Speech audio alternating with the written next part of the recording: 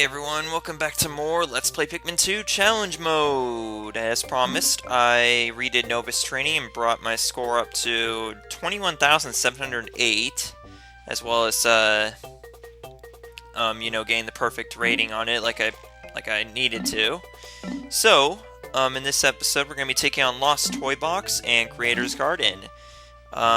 This one, Lost Toy Box, actually gives you 100 yellow Pikmin. It's actually not that often you get 100 Pikmin in these challenges, so enjoy this while it lasts. I'm not even sure if that was actually 100 Pikmin that we just saw drop into the leaf there, but whatever. Oh man. It's been snowing like crazy today, I tell ya. Yeah, we're ready, let's go. Okay, so basically this is kind of like Gluten's Kitchen, sort of. Well, at least the layout of the sub-levels here are from Gluten's Kitchen. Okay, so you can probably guess which creature has the key, because obviously we don't see it laying around on here. So, it's pretty obvious what we need to do here. So we're going to take care of this Bulbor real quick and get the treasure out of him. As long as we bum rush him, that shouldn't be a problem at all, I hope. You can always have to use the purple potions too, in case of emergency, which was the case there. Jeez. Dang, we got a lot of nectar out of that too. Okay. Don't leave your friend doing that work alone. Okay. You know what, just for the heck of it, we'll also go for all the treasures on this floor. Now, I'm gonna turn on the volume here because that's too loud. Yeah, shut up. Jeez, dude, I saw the research pod, like, right next to itself. Like, it was in the one in the dialogue box was exactly right next to the one in the overworld. That's hilarious, actually. That is so hilarious.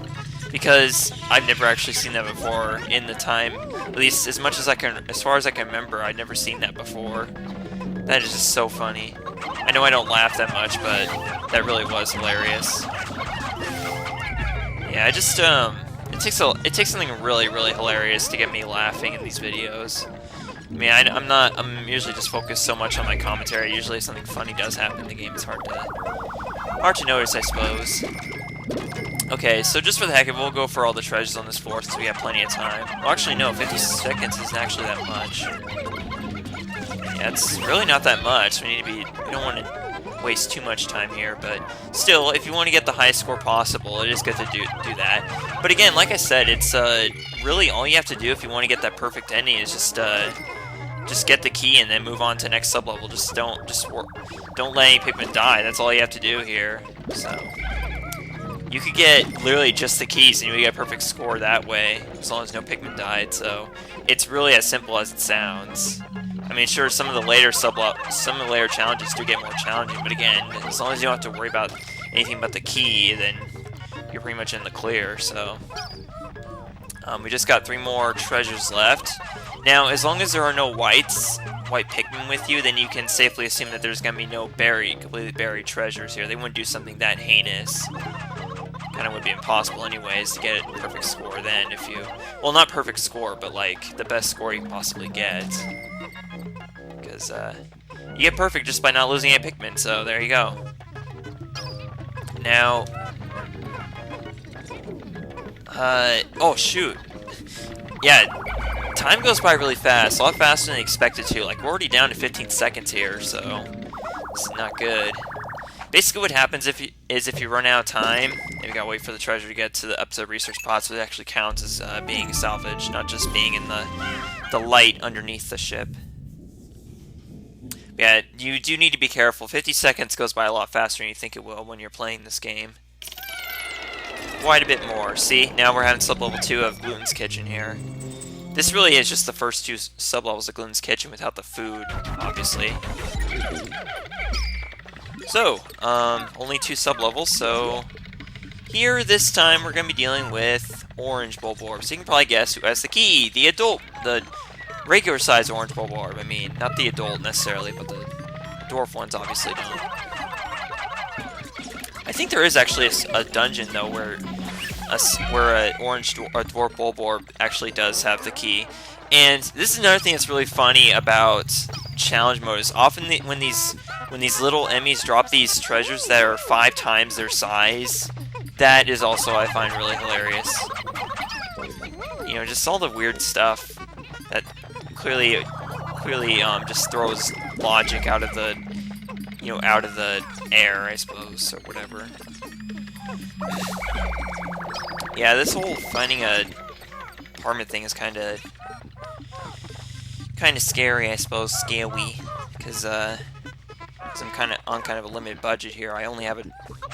I just found out yesterday. I was actually kind of down in the dumps about this, but I just found out yesterday that, and I should have known this from the very beginning, but I'm actually classified as part-time at Walmart, so. And it's weird because, like, when I originally applied there, I told them I wanted to be full-time, but I guess that didn't happen. And it has nothing to do with the fact that I'm a college student at all either, because, like, they actually did. I actually ran into a lot of my coworkers there are college students themselves, and they got full-time. Like, they're working 40+ hours. Meanwhile, they're keeping me around, like, 30 or so. It doesn't really make any sense either, because they did offer me all the benefits of full-time, so I just don't get it, man. But you know what? Since it seems like 30 hours is really all I need to get that apartment, as long as I just stay around there, then that'll be good to go. Plus, not only that, but they're also giving us a raise there. It's not much, but I think it's gonna be very, very helpful when that time comes. You guys probably don't care about that crap though. You don't care about my personal life. You just want to hear about the game. I understand too. Okay. You know what? I'm gonna have to use that red potion, and I'm also probably gonna have to use that purple potion. Those Pikmin are going the wrong way, of course. And I hate to do this without. We can't get around this guy. Well, we can, but we'd have to make a run for it. Yeah, we're gonna do it. We're gonna make a run for it. See, he's gonna wake up because we're close enough to him. And hopefully, we can get out of his range before he. Yeah, there we go. Thankfully, their range isn't that big, so he can easily get away in time. All right, you orange dwarf bulbul, go down and drop that treasure. That's 5 times your size. Okay, maybe the coin's not 5 times his size, but it's still like wider than him. So. Jeez, the stuff these guys drop. I mean, they can literally drop anything, and it's not uncommon to get duplicates of treasures too in challenge mode. You just never know what you're gonna run into here. I'm still not sure if I'm gonna go for all the treasures on this sub-level, but I think it's possible. I don't really. Oh god! Oh god! Oh god! Oh god! Oh god! That was. Jeez. That is not a good situation there. Can you please go to sleep before we... Okay, thank God. Man, that was scary. I'm surprised none of the Pikmin died, like, on the off-screen. That's something I haven't mentioned about this game yet, is there are certain enemies that when you go off... When they're off-screen, they will kind of pause, I guess, or freeze or whatever. It's kind of hard to explain, but that's basically how the game works. Is sometimes when you're off screen, when enemies are off screen, they don't move at all. Like they don't animate, I should say, which can work to your advantage. Like for example, that worked out for my advantage just now with this guy being so close to base. Okay, so we're going to some potions here. We're only going to use purple potion if he manages to chew some up, which he did. Okay, there we go. So then we just need to get this back to base, then dig up the geyser, and then we're done with the Lost Toy Box. So you can kind of see why they called this Lost Toy Box. Kind of makes sense, obviously. Especially on the first level where you actually have a toy box, so. Alright, I'm kind of not sure about this, because that key's got quite a distance to go. Well, not that far. Hey, might as well try and go for this treasure, too, up here. We might get 100% on this dungeon, I don't know. Okay, maybe not 100% on the dungeon, but on the sub-level, that'd be cool. We're just going to take some yellers with us. I don't know where that... I think that geyser's going to appear right here. It better appear right here, too, because we're running out of time here. Oh, God, we are so out of time here. We're kind of really close here. I don't know, guys. I don't know if I'm going to be able to do this. Thankfully, it appeared right where I expected it to. And if I'm not mistaken, I might actually be... Dang it! Aw...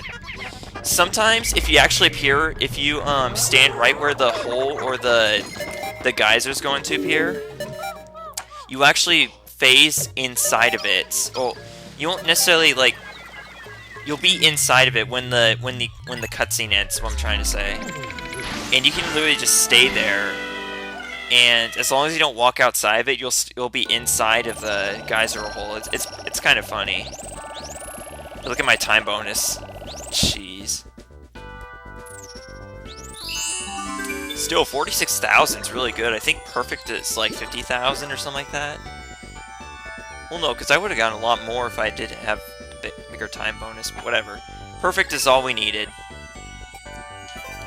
What's even better is that the next dungeon only has one sub-level, so... yeah, we're gonna have plenty of time left over here. Creator's Garden, you get 50 blue Pikmin, and it's one sub-level. I think I know what this one is. This one's kind of like that, like, remember that garden we had, Snagrit Hole? It's kind of like that. It's a little bigger this time. And you don't have to worry about the non-blues getting drowning in water, so... there will be water dumplings, I know that, and there's also a Wollywog, and I think actually Yellow Wollywog is the one who has the key on this dungeon. I could be wrong, though. There's one right there. Watch this, he's gonna have the key. Probably won't. I mean, there's another possibility that maybe there's also fiery blowhogs on this level, and I think he might also have the key as well, but it doesn't matter as long as we kill this guy. I'm not gonna use a potion here. Okay. Just take care of this Wollywog here.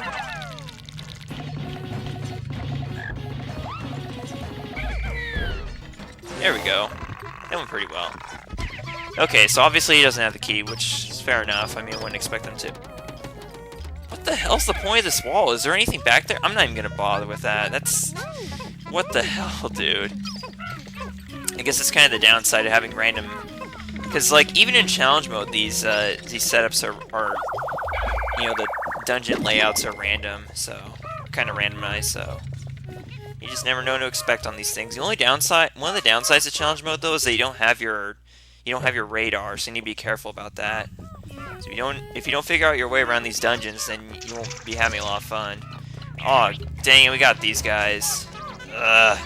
At least we still have a purple potion in case something bad happens, and something is going to happen.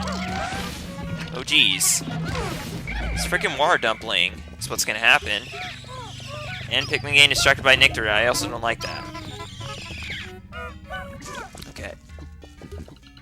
Come on. Come after my Pikmin. I got food for you right here, sir. Okay. Yeah, try knocking him away. See what that does. Not a damn thing. Okay. Why is the water dumpling have to be right next to the fiery blowhog? He's on the other side of the wall too, so we can't do anything if the guy comes after us. Yeah, I'm pretty sure this guy at this point, this guy has the. Oh god. Oh god. Oh god. Okay. All the Pikmin survived. That's good. That's good. We still have like 115 seconds left over, so that leaves us plenty of time to get a lot of treasures back. And we're gonna open this up so we can have a little shortcut back to base. So we're not gonna bother carrying stuff back quite yet. I would like to get this fiery blowhog over here so we can bring him back as well. Yeah, with 100 seconds, we should probably might be enough time just to take care of what we need to here. We'll use our last red potion to take care of this guy as well. There we go. Okay, so now we can just relax the rest of the dungeon and get our key back. Yeah, that's one of the upsides to having only one sub-level. You don't have to worry about leaving time for leaving time for yourself for future sub-levels. So, generally they give you a lot more time when there's only one sub-level in a dungeon, so there's that to be thankful for as well. Okay. Ugh. Yeah, sorry about my commentary being so kind of lackluster here. I guess I was kind of down in the dumps about that when I found that out, and it's kind of my fault too, because I don't know why, because I think that it's actually for the better that I'm not working full time, because if I was, there'd probably be no way I'd be able to handle, well, and again, there are people out there who do handle school just fine being full-time workers, but still, I don't know if it's a risk I should be taking at this point. I'm still kind of like early on here. I'm only like in my second year, so I don't know if it's worth it, to be honest. To be working full-time and doing this, and as long as I can afford an apartment, that's really all I need. Not only that, but if I'm working less hours, it'll make the summers less stressful, I suppose, because they're already going to be stressful enough with how hot they'll be. But, on the other hand, I'm not going to be in school during that time, so it's more time I can spend just recording for you guys while I'm home, so, yeah. Well, not necessarily home, but my home. My temporary home that I'll have. Alright. So, we still got about 50 seconds here, so just to be safe, on the safe side, we will take these treasures back, but we're also going to work on the geyser as well. Get that taken care of. You always have to remember that the geysers will always be inactive when they first appear in challenge mode, so you need to have Pikmin with you to dig it out. So. And there we go, let's get this going. Hopefully this won't take too long. I don't know if 10 Pikmin's good enough. 38 seconds, I'm not feeling comfortable right now about this. This could turn into a bad situation if I'm not careful here. 30 seconds can easily become a problem, actually, so let's not take any risks here. Well, even then, we just got the last treasure anyway, so that doesn't matter. Because I just heard the sound effect that signifies that. Now, yeah, the Pikmin are singing it, too. Dun, dun, dun, dun. Alright, well, I'd say that was quite an episode there. See what toll we got here. 13,000. It's pretty much almost the best you could do here. So I guess that 50,000 thing doesn't apply to every dungeon here. Yeah, if you want to post like video responses and beam my scores in here, it's totally fine. It's up to you guys. I won't stop you from doing that. So, next time on Pikmin 2, we're going to take on Green Hole and Hot House. So, see you guys then. Thanks for watching. Bye.